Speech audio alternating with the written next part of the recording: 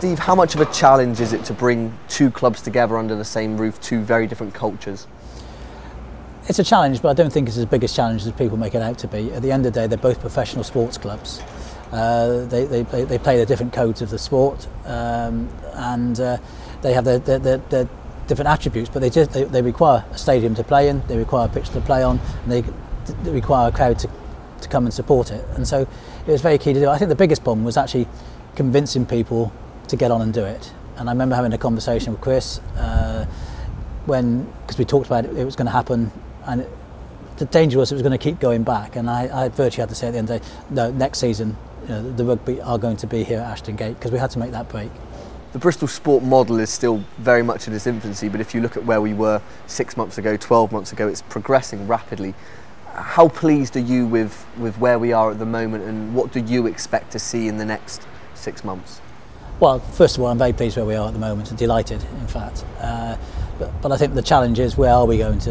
Is to build on what we've done. It's great to have winning sides here at Ashton Gate, and it's great to have great media coverage, and great. The websites are superb now and so professional, but we need to keep building on that. It'd be very easy to sort of rest on the laurels and saying, aren't we great? In reality, we have to build and keep building on the pitch and off the pitch. And I think that's partly what it is. I mean, I love sport, and I see the opportunity, and I like to pursue that. I'm lucky enough to be able to pursue the opportunity.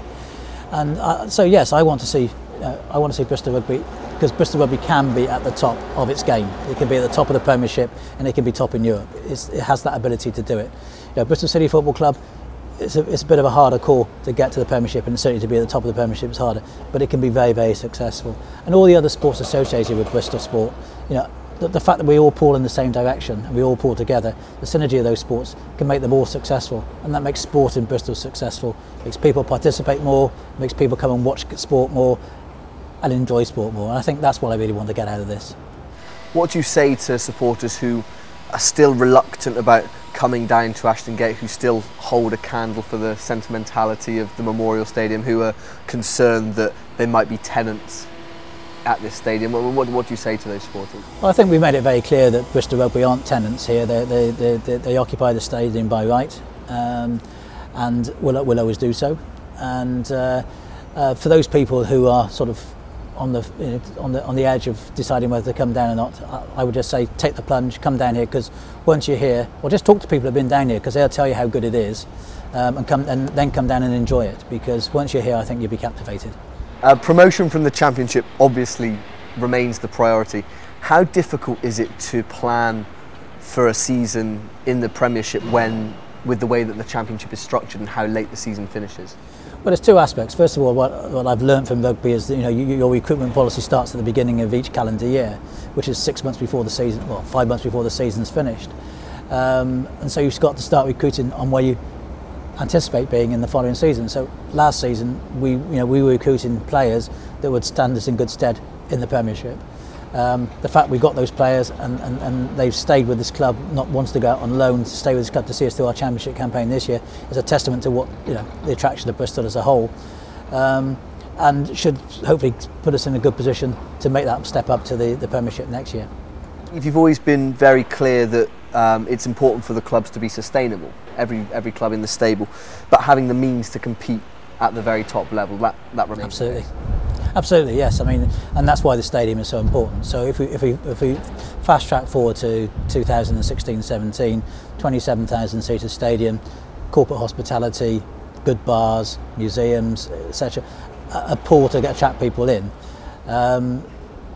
When Bristol Rugby are playing here, particularly games like Bath and Gloucester, we'd like to think that the stadium, we work very hard to get that stadium full. That revenue going back into the clubs starts to make it sustainable. That's what we've got to get to. And the stadium isn't just about the two clubs, it's not just about sport, is it? It's something that could change the whole outlook of the city. It can become an arena and a central focus point for Bristol, which, facilities that have desperately been needed for a number of years. Yeah, it is.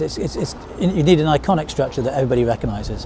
When you fly into Bristol Airport, when you look across the city, you'll see this stadium and it will stand out, and people say that's where Bristol Rugby play, or that's where Bristol City play.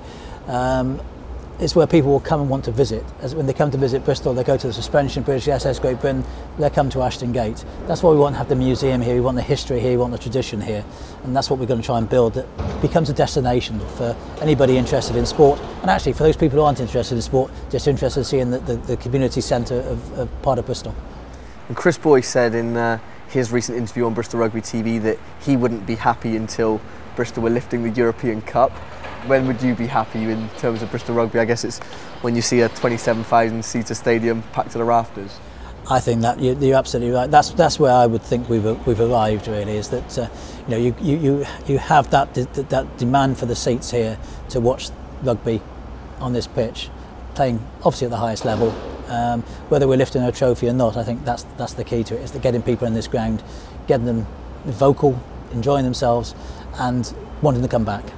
And you've shown a remarkable level-headedness throughout. Is it, if worse comes to worse and Bristol weren't going to get promoted this season, if they failed to achieve promotion next season, does there come a point where you're like, I wash my hands of this, I'm tired of Bristol being in the Championship, or it's going to happen at some point and it's just a case of making sure that when it does happen, we're ready for it? Yeah, well, I am tired of Bristol being in the Championship. I think every Bristol supporter is, but it's great how they're turning out this season to support us, to get us up into the Premiership.